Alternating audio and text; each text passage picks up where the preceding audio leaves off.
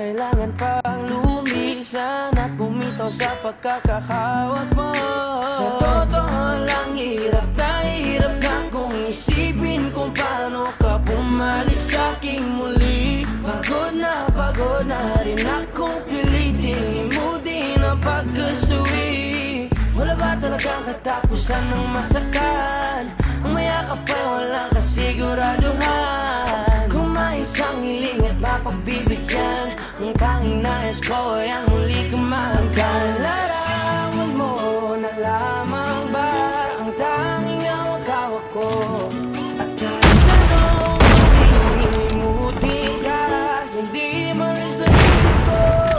Ang tanging larawan mo na lamang ba ang tanging hawak-hawak ko? At sa pagdating ng